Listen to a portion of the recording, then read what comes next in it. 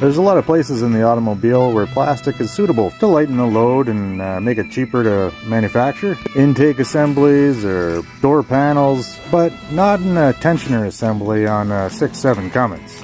Or any engine for that matter. These things are under load constantly. Sitting in front of a hot engine, gets soft, and then all of a sudden that load that it's under takes over, and your billet says, "I'm getting the hell out of here." Tries to jump the fence and gets caught by the guards and torn to shreds just like this. Say no to plastic. Steel is better.